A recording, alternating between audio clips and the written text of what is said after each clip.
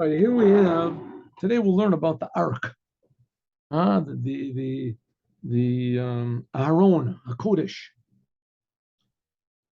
Interestingly enough, in the Maimonides, it doesn't talk about how to build the ARK. It talks about how to the form of the Holy Temple and the whole form of the. Okay, let's just talk about the one reason is because the Jews didn't build the ARK. Moses made the ARK, and that's it. There was only one ARK. The ARK never changed.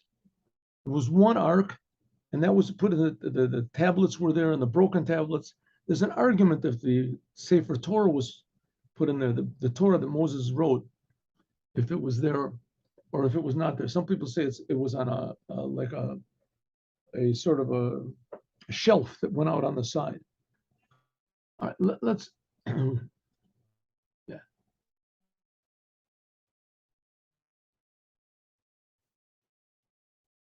Okay, as we said before, there's two different opinions. One is the Ramban says that this is the main feature of the Holy Temple.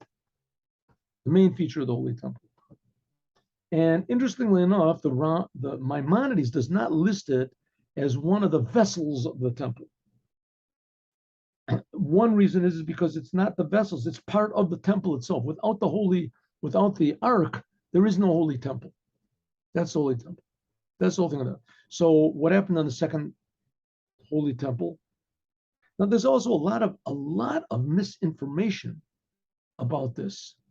A tremendous amount of misinformation about, especially because the Christians messed everything up and they misinterpret all sorts of incredible things. I mean, they have to somehow or other relate to this stuff, and they have to show that they're big experts, and they're not. So, I mean, there's some things which are very shockingly astounding. If we can see some of the pictures over here. Anyway, there's pictures of the Ark, which are just so, off base. But let's not go into that. Okay, here's not a bad picture of the Ark. See, this is on Yom Kippur. He went in to the Ark, and the staves come from the narrow sides, right? And they pushed out a little bit into the holy, and there were two forms of faces of children, it says, like with wings on the top. That was called the kaporet. So let's just have a look over here. This picture we had over here from Chabad is pretty good. Now the ark, where was the ark? It was here. Here, it was here. It's a little bit of a question if it was pushed back a little bit or if it was right in the center. But suffice it to say that the ark was 2.5 amas long. It was 2.5 amas long. And when you went in, the length of it, right, was facing you. And it was 2.5 amas long. The whole room was 10 amas big. And if you measured from one side to the wall, it was 5 amas, and one side to the wall was 5 amas. So it ended up that it didn't take any place. It says Einu min amida. Okay, how did it look? Here, it looked like this. The ark, this is the ark that Moses made, and that's the only ark that there ever was the ark that Moses made. It was really had 3 boxes. There was an inside box here that was gold. Then there was a middle box that was made of wood, atzeshitim. Then there was an outside box that was also made of gold. And the measurements, there's a little bit of an argument between them.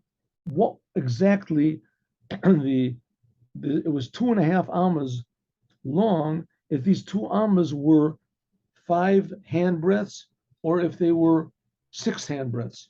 Different opinions. According to the one that says they were 5 handbreadths, so there was room inside of it to put also the Sefer Torah that Moses wrote.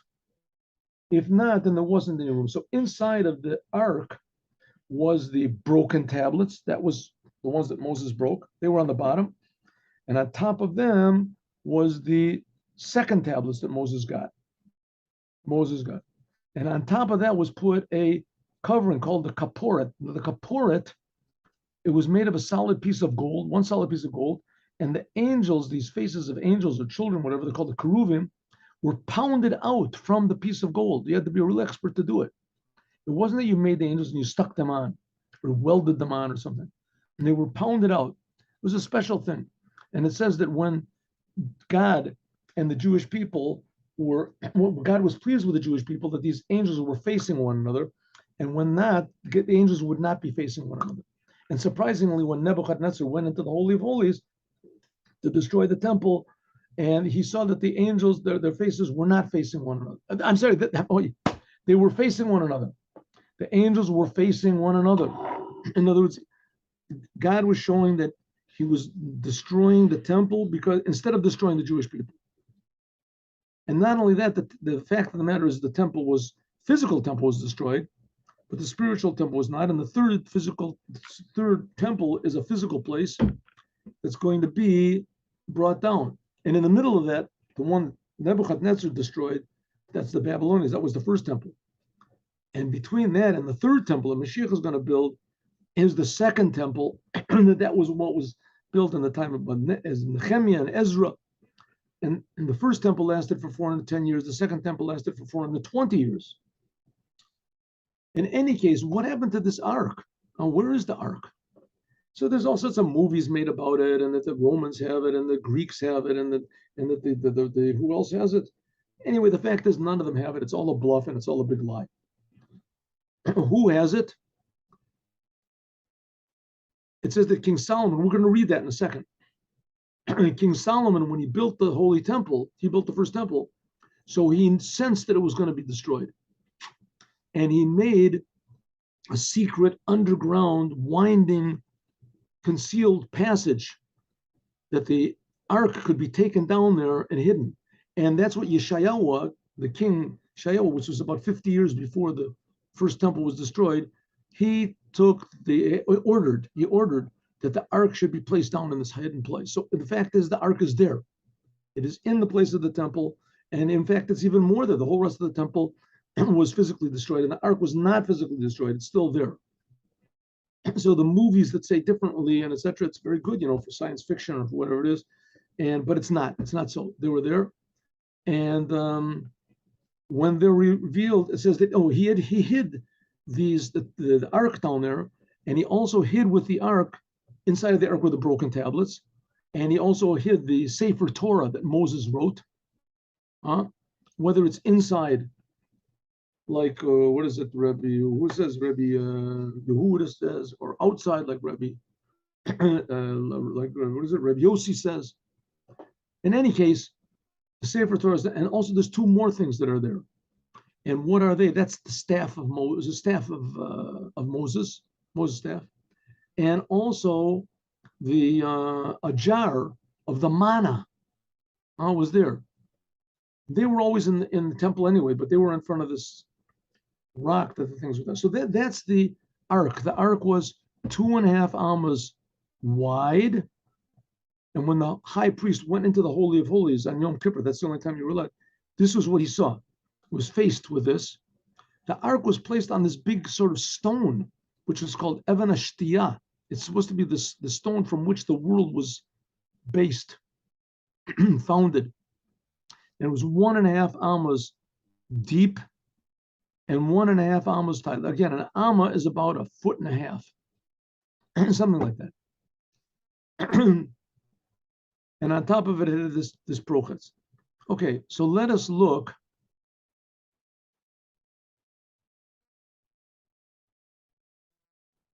It was built by Bezalel, with all the details. That's it. When King Solomon constructed the first temple, he built an alcove, very nice, deep in the Temple Mount for concealing the ark. Toward the end of the first temple, King Yeshayahu, what was his name? That's what he's called, Josiah. Okay, he realized that the temple is going to be destroyed. I mean, even though there were no signs yet, but so he had the ark hidden there, and there it is today. When Moshiach comes and he rebuilds the third temple, it'll be brought back to the temple. The Evan was on this plane called the Even HaShtiyah, was called the foundation stone, the Shetiyat stone, which is the foundation point of the whole entire world. In the second temple, there was no ark, but the Shetiyat stone was there. And there's questions now if this big stone that's in the cotton, in Al-Aqsa, because they built this mosque over there. So it's a big question if the stone is still there or it's not there, or it's the same place, a different place. There are different opinions. Okay, these are all the things that I just told you.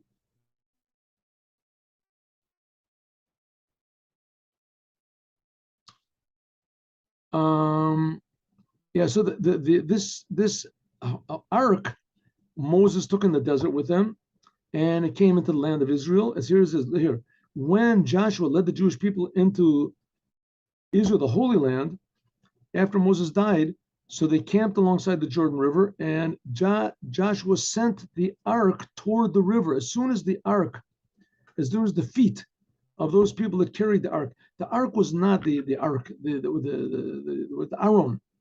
The ark was not allowed to be put into a wagon or anything. It had to be carried on the shoulders. It had to be carried. Of course, after it was put into the Holy Temple, it wasn't carried anymore, but the staves were still there. As soon as their feet went into the water of the Jordan River, the river split. The Jews crossed over. As soon as the Jews had gone over, when the Jews went over, so they brought the ark over, and the water started flowing again. When they came into the land of Israel, so this ark was in a place called Gilgal for a while, and then, and then that was for 14 years. Then it went to a place called Shiloh, and in Shiloh it was there for 369 years. But right near the end of it, the priests, there was, Pinchas and Chafni, the two sons of Eli, who Eli also was the last of the judges. He was after Samson. The priests mistreated the ark, and they took it out from the temple. Why? Because they were having a battle with the Philistine. So they took it out to protect them, which was against the wishes of Eli. And nevertheless, they got defeated. The Philistines defeated them, and they took the ark, and they brought it back to their lands. And when it was in their lands, it was terrible. It was everybody. There was plagues and afflictions. They had this big idol fell down. Everybody was afraid. They put the ark on a wagon with some oxes, and they just sent it. Sent it back, and finally came back until King David. He was already king. He took it and he brought it into what's called Ir David until Solomon built the temple, and then he brought the ark into the temple, and that's where it stayed. That's where the ark stayed. So what was in the ark? The tablets that Moses got on Mount Sinai, Holy of Holies. And it says that in the Holy of Holies, where the ark was the same revelation that was on Mount Sinai. The essence of God. It says that when God revealed himself on Mount Sinai, that all the Jewish people died, and God had to re-enliven them. It says with the dew that is going to liven the dead in the future. Pretty interesting. So that's the ark, the Holy Ark. Right? God willing, next time we'll learn about the laver. But this week we've succeeded with God's help in learning about the main vessels of the temple. We began by learning about the outer altar where they sacrificed all the animals, and we learned about the menorah and the face bread. They call it show bread, and the golden altar that we learned yesterday. And then we learned just now about the ark, which is in the Holy of Holies. Have a good day with Moshiach. Now, God willing, tomorrow we'll also meet 8:15 in the morning, learning about God and the Jewish people. Have a good day with Moshiach now.